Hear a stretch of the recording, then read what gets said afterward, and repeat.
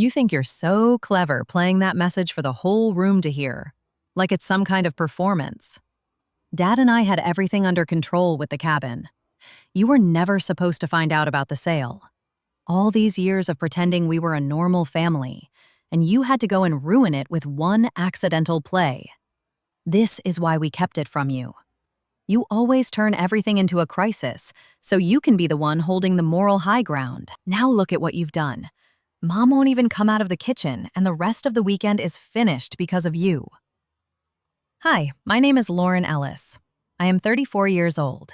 Those words came from my older brother Tyler while we stood in the middle of my living room on what was supposed to be a quiet family celebration weekend in our established Akron neighborhood. The voice message had played by accident when I tried to pull up a slideshow of old photos on my phone, and the speaker system connected to the wrong notification. My father's voice filled the room instead, calm and matter-of-fact, telling Tyler that the buyer for the family cabin was ready to close next month, and that I did not need to know the full details yet. He said they would present the sale as the best decision for everyone once the papers were signed. He said I would come around when I saw the numbers. The room went still. My mother Susan had been laughing at something my partner Jason Reed said just seconds earlier. Now she stood frozen near the doorway to the kitchen, one hand still holding a half-folded napkin. Tyler's face had gone tight in that particular way it always did when he felt cornered. He did not raise his voice at first. He simply turned to me and delivered those 5 sentences, like he was reading from a script he and our father had rehearsed. I did not yell back. I did not cry. I set my phone down on the coffee table and waited to see what else would come out now that the hidden agreement was no longer hidden. The cabin had belonged to our grandparents. It was the one place we had all gone together for years, the one asset that still tied the 4 of us to something that felt like shared history. Tyler and my father, Robert, had apparently decided months ago that selling it made the most financial sense. They had not included me in any of the conversations. The message made that clear. Jason moved to stand beside me without saying anything. He kept his hands in his pockets, the way he did when he was holding back from stepping in too soon. Across the room, my mother finally spoke, her voice small. Robert never mentioned any of this to me either. Tyler shot her a look that said she was not helping. He turned back to me. You could have just asked if you wanted to know about the cabin, he said, the sarcasm sharpening. Instead, you had to turn it into some kind of family scandal in front of Jason and whoever else might walk through that door. I kept my tone even. The message played on its own. I was trying to show everyone the photos from the last trip we took there. The same trip you and Dad spent the entire drive arguing about who got to decide what happens to the place once Grandma and Grandpa were gone. That was the secondary thread that had already been pulling at the weekend. 2 months earlier, we had driven up to the cabin together for what was supposed to be a planning discussion. The argument in the car had started small and turned vicious fast. Tyler kept saying decisions about family property should stay between the people who actually used it regularly. My father had agreed without looking at me once in the rearview mirror. I had pointed out that my name was still on the deed along with theirs. The rest of the drive had been silent, except for the radio. Now that same tension sat in my living room like another person who had not been invited. My mother had gone into the kitchen and stayed there. I could hear her moving dishes around, the sound of running water. Anything to avoid coming back out. Tyler stayed where he was, arms crossed, waiting for me to apologize or back down the way I usually did when he and my father presented a united front. I did not back down. The message said the buyer is ready to close next month. It also said you two already have the paperwork ready for me to sign. That does not sound like a conversation you plan to have with me at all. Tyler's jaw tightened. You were never going to see it our way. You treat that cabin like it is some sacred family shrine instead of a piece of property that costs more to maintain every year. Dad and I ran the numbers. Selling it is the only smart move left. Jason spoke for the first time, his voice quiet but steady. Then why not show her the numbers? Why keep it a secret until the deal was almost done? Tyler ignored him and kept his eyes on me. Because every time we try to make a practical decision, you turn it into a referendum on whether we love the family enough. We were trying to avoid exactly this scene. I felt the familiar cold clarity settle in. It was not anger. It was the same feeling I had carried since I was a teenager, watching Tyler and my father make plans that somehow never required my input, but always required my signature when it came time to finalize something. The voice message had simply made the pattern impossible to ignore any longer. My mother came back into the room then, eyes red but dry. She looked at Tyler first, then at me. "Your father is on his way over. He wants to talk about this in person." She did not say it like a threat. She said it like someone who already knew the conversation would not go well. Tyler checked his watch. Good. He can explain the offer we have on the table, and why dragging this out any longer only hurts everyone. He looked at me again. "Unless you want to keep turning every family gathering into an interrogation." I met his stare without blinking. "I want to see the paperwork. All of it. Before anyone signs anything." He gave a short, humorless laugh. "Of course you do. Because nothing can ever just be handled without you turning it into a production." The front door opened before anyone could answer. My father, Robert, stepped inside, carrying a manila folder under one arm. He took in the room in one glance, the tension my mother's face, Tyler's stance, and the phone still sitting on the coffee table. He did not ask what had happened. He simply set the folder down and said, "We should have done this weeks ago." That was when I understood the full shape of what I was up against. The message had not been a mistake in their planning. It had only accelerated a conversation they had already decided I would lose. My father opened the folder and spread several pages across the coffee table, without asking if I wanted to sit down first. Tyler moved to stand beside him. "The buyer is a developer who wants to tear the place down and put up something newer. The offer is clean. We split it 3 ways after fees. You get your share the same as the rest of us." I looked at the top page. It was a purchase agreement with signature lines for all 3 of our names. The date on the buyer's offer was from 2 months earlier, right around the time of the road trip argument. They had been moving forward without me the entire time. My mother stayed near the kitchen doorway. She did not come closer to look at the papers. Jason stayed beside me, his presence steady but silent. I could feel him waiting to see what I would do next. I picked up the top page and read the buyer's name printed at the bottom. Then I set it back down. I want my own lawyer to look at this before I sign anything. Tyler's expression shifted into something colder. There it is, the stall tactic. You cannot just agree to something reasonable without making it complicated. My father's voice was quieter, but no less firm. "Lauren, this is not a negotiation. The property needs work we cannot afford. The offer is good. We are trying to do this the cleanest way possible for everyone." I kept my voice level. Then why did the message say I did not need to know the details yet? Why hide the buyer and the timeline if this was always meant to be a family decision? Neither of them answered right away. The silence stretched until my mother finally spoke from the doorway. "Because they knew you would want to keep it, and they already decided it was not worth keeping." The words landed heavier than anything Tyler had said. My mother had chosen her side without raising her voice. She looked tired more than angry, like someone who had watched this same pattern play out too many times and had stopped expecting it to change. Tyler picked up the folder again. "We can sign the papers tonight and be done with it. Or we can spend the rest of the weekend arguing about something that was already decided months ago. Your choice." I looked at the 3 of them, then at Jason. The weekend that was supposed to be a simple celebration had turned into something else entirely. The voice message had done more than expose a secret. It had forced everyone to pick which version of the family they were willing to protect. I did not reach for the pen. I did not raise my voice.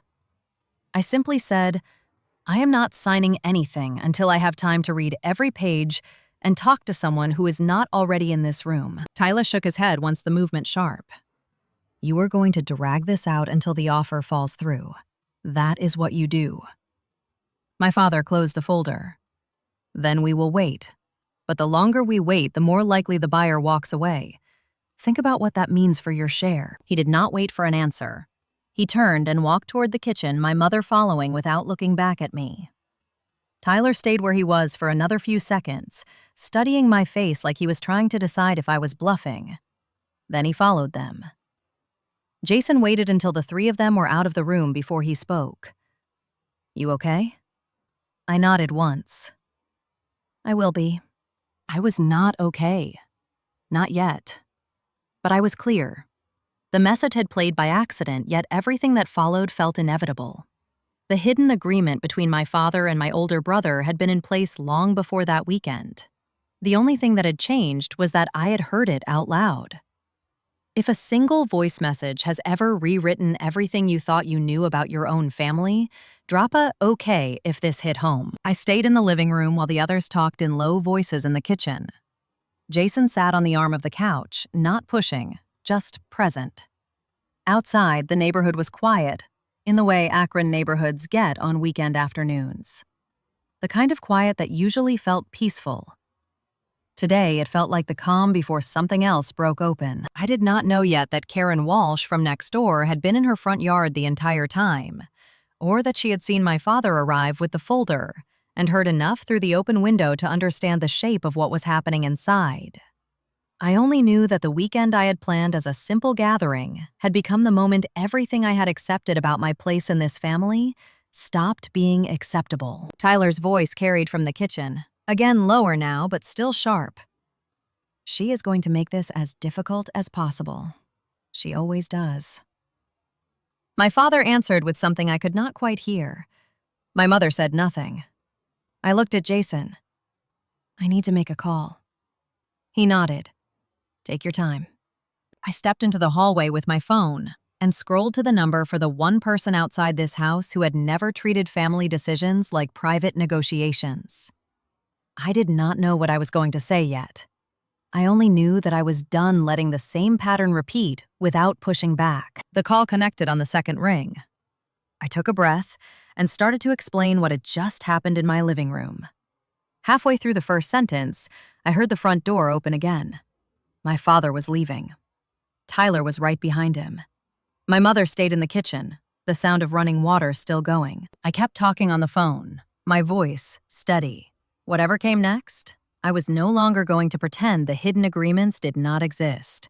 The message had made that impossible, and for the first time in years, I was not sure I wanted to find a way to make it possible again. I finished the call and stepped back into the living room just as my mother came out of the kitchen again. She had dried her hands on a dish towel and folded it twice before setting it on the counter. Tyler and my father had not left after all. They stood near the couch, the manila folder still closed on the coffee table between us, like a test no one wanted to take first. My mother looked at the folder, then at me. "Your father thinks we can still fix this before it gets worse. He said the buyer is flexible on the timeline if we move quickly." Her voice stayed even, but the words landed like she had already accepted the version of events Tyler and my father preferred. She was choosing the path that required the least argument from her. Tyler picked up the folder again and held it out toward me without opening it. "The deposit is already in escrow. If we back out now, we lose that money and the buyer walks. Dad and I are not willing to take that hit because you need more time to process." I did not reach for the folder. "You put money in escrow without my name on the agreement. That is not a family decision. That is you and Dad making a decision and expecting me to ratify it after the fact." My father stepped forward, his tone the same calm one he had used in the voicemail. "We were trying to protect the asset while it still had value. The cabin needs a new roof, and the foundation work is not getting cheaper. We ran the numbers 3 ways. Selling is the only option that does not leave all of us carrying debt into our later years." Jason stayed where he was, one hand resting on the back of the couch. He had not raised his voice once since the message played. He simply watched the three of them the way someone watches a conversation they know will not include them. I kept my eyes on my father. Then why did the message say I did not need to know the details yet? If this was always going to be presented as the best decision for everyone, why hide the buyer and the timeline until the papers were ready? Tyler answered before my father could. "Because we knew exactly how this would go. You would turn it into a referendum on whether we still care about the family memories instead of looking at the actual costs.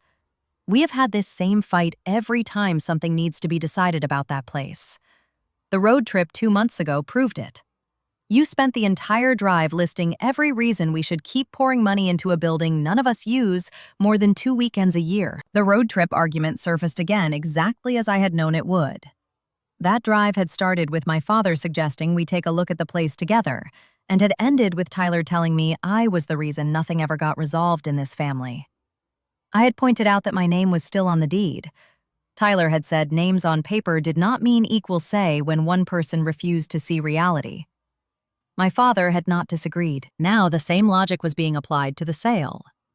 I looked at the folder in Tyler's hand. I want to see the full agreement and the escrow paperwork before I decide anything. And I want my own attorney to review it. My father's expression did not change. We can give you 48 hours. After that, the buyer has the right to walk, and we lose the deposit. That money comes out of all 3 shares if it disappears. Tyler added the sharper edge.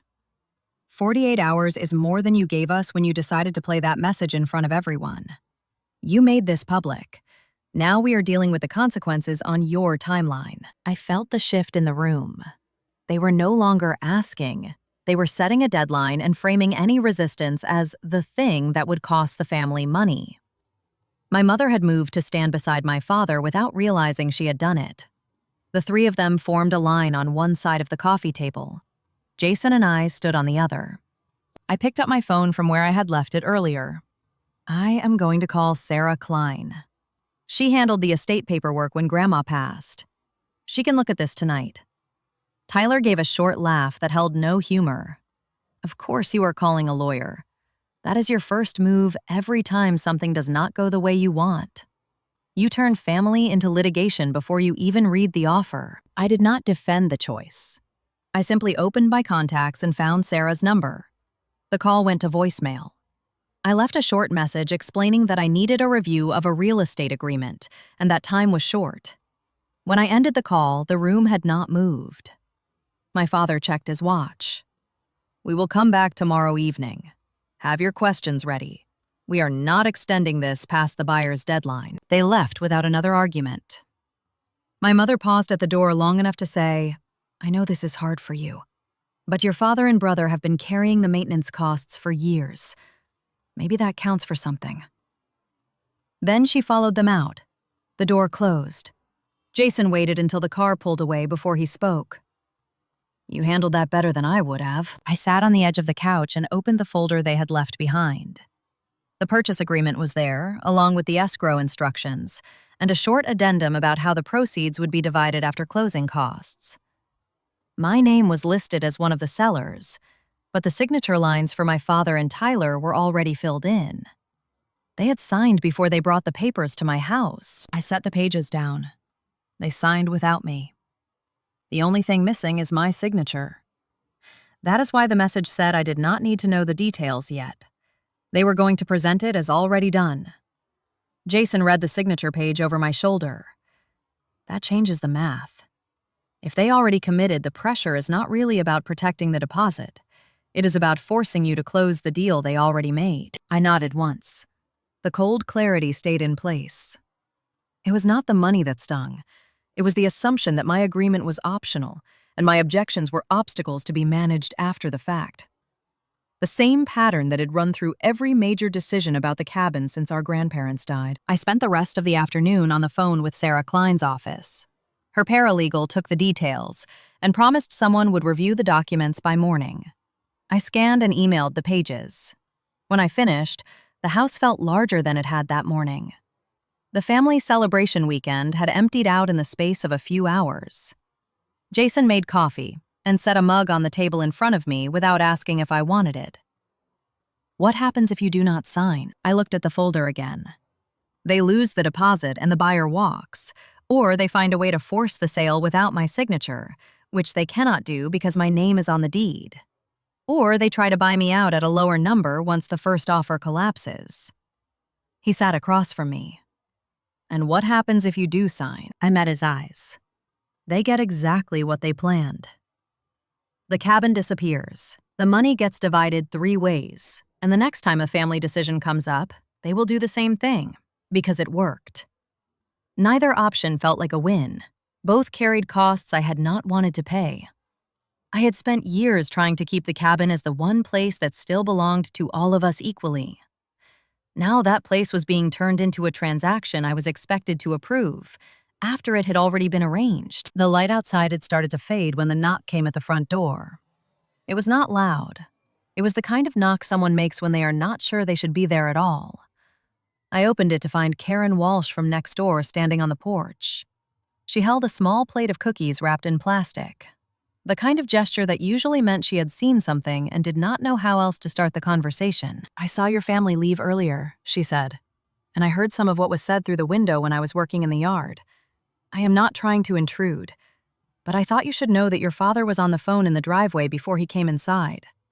He was talking to someone about the cabin sale and he mentioned your name more than once. It did not sound like he was asking for advice." She held out the plate. I took it because refusing would have required more explanation than either of us wanted. Karen stayed on the porch. "I have lived next door for 8 years. I have seen your family come and go for holidays and weekends. I have never heard them talk about you the way they did today. If you need someone who is not involved to listen while you figure out what to do next, my door is open. No pressure." She turned to leave before I could answer. I stood in the doorway with the plate of cookies and watched her walk back across the lawn. The unexpected appearance shifted something I had not named yet. Karen had not come to take sides. She had come because she had seen enough to know the version of events happening inside my house did not match the version being presented. I closed the door and carried the plate into the kitchen. Jason looked up from his phone. "Who was that?" "Karen from next door." She heard part of the conversation in the driveway. She said my father was already on the phone about the sale before he came inside. Jason set his phone down. "That means they were coordinating something even while they were telling you they wanted to talk it through." I placed the plate on the counter without unwrapping it.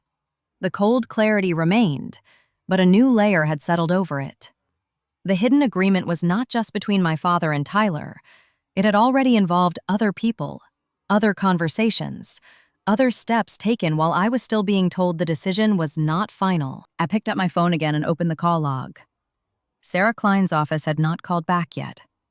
The 48-hour clock my father had set was already running. Outside, the neighborhood had gone fully dark. The house felt quiet in a way that no longer felt peaceful. I did not know yet what Karen had actually overheard on that phone call in the driveway, or how much of it would matter once the paperwork reached my own attorney. I only knew that the version of the family I had been protecting for years had fractured in my own living room, and the pieces were not going to fit back together the way they had before the message played. The next morning, Sarah Klein called back with her review. Her voice stayed professional, but the details she laid out made the hidden agreement sharper than the voicemail had already revealed. The purchase contract my father and Tyler had signed included an addendum that directed the escrow agent to release my portion of the proceeds only after I signed a separate release, waiving any future claims against the property or the sale. It was written as a standard protection for the buyer, but the timing showed it had been added after they already committed. Sarah said it was not illegal, but it was structured to make any later objection from me more difficult and more expensive. She also noted that the division of proceeds listed equal shares on paper, yet the maintenance costs they had been covering for years were being treated as a prior claim that reduced what would actually reach me at closing. I thanked her and ended the call without raising my voice. The additional layer did not surprise me. It fit the pattern that had run through every major decision about the cabin since our grandparents died. Tyler and my father had not simply left me out of the conversation. They had built the deal so that my consent was the last box to check, rather than one of the first. Jason sat at the kitchen table while I told him what Sarah had found. He listened without interrupting. When I finished, he said, "They signed first. That tells you how much your input was ever going to matter." I nodded. It also tells me why the message said I did not need to know the details yet. They wanted the commitment locked in before I could ask questions that might slow it down. The 48-hour deadline my father had set was now down to less than 36. I did not call them. I waited to see if they would reach out first, or if the pressure would come through someone else. It came through my mother just after lunch. She texted that my father wanted to stop by that evening with the final paperwork and asked if I would be home. I replied that I would be there and that Jason would be with me. She did not answer. By late afternoon, the light in the living room had started to shift. I sat on the couch with the scanned agreement open on my laptop and the original folder on the coffee table. I had not signed anything. I had not refused out loud either. The choice was still sitting in front of me like the folder itself, waiting for someone to open it. Karen Walsh knocked again just before 5. She did not bring cookies this time. She stood on the porch with her hands in the pockets of her jacket and asked if she could come inside for a minute. I let her in. She did not sit. She stayed near the door and spoke in the same careful tone she had used the night before. "I was not trying to listen yesterday," she said. "But your father was standing in the driveway on his phone for almost 10 minutes before he came to the door. He was talking to someone named Mark about the cabin. He said the family was almost on board, and that the only holdup was his daughter needing time to accept the numbers. He also said something about a road trip argument a couple of months ago, and how it proved she would never agree without being pushed. I wrote down what I could remember on my phone, in case it mattered." She held out her phone. The notes were short and factual, dated and timed. The name Mark matched the buyer listed on the agreement. The reference to the road trip matched the argument Tyler had thrown at me the day before. Karen had not recorded the call. She had simply written what she heard while she was working in her yard. It was not courtroom evidence, but it was an independent account of my father coordinating the narrative before he even stepped inside my house. I read the notes twice. "Thank you for telling me." Karen nodded once. "I do not know what you are going to do with any of this. I just thought you should have it from someone who was not in the room when the message played. If your family decides this needs to go further than signatures, you might need someone who saw what happened outside as well as inside." She left without waiting for an answer. I closed the door and stood in the hallway for a moment, with her phone notes still open on my screen. The unexpected witness had stepped forward without being asked. She had not taken a side. She had simply handed me one more piece of the pattern I had spent years trying not to see clearly. Tyler and my father arrived at 6:30. My mother was not with them. Tyler carried the same folder. My father carried a second envelope. They sat on the couch without being invited. Jason stayed in the chair across from them. I remained standing. My father opened the conversation the way he had the day before, calm and direct.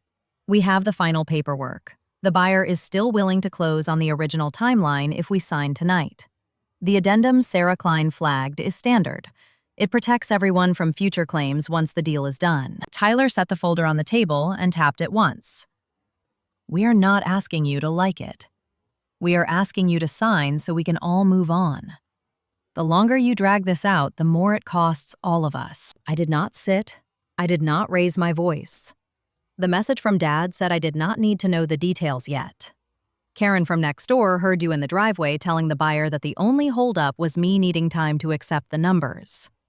You signed the agreement before you brought it here. You built the timeline, so my consent was the last step, not part of the process. My father's expression did not change. We were managing the process the way we have always managed family property decisions. You have never made those decisions easy. Tyler leaned forward. This is the same argument we had on the road trip. You turned a practical conversation into a fight about whether we still respect the past. We are tired of having the same fight every time something needs to be sold or fixed or decided. Sign the papers or do not. But do not pretend you are surprised by how we handled it. I looked at both of them. The cold clarity had settled into something quieter. I am not signing the agreement as it stands. The addendum limits what I can do after the fact, and the process you used to get here removed my voice before I ever had a chance to use it. If you want my signature, we renegotiate the terms so that my input is part of the agreement from the beginning, not an afterthought you manage around. Tyler stood up. That is not going to happen. The buyer already accepted the terms we presented. Changing them now means starting over, and we are not willing to do that because you decided you wanted a different process. My father closed the folder. Then we will let the offer expire. The deposit is lost. That loss comes out of all 3 shares.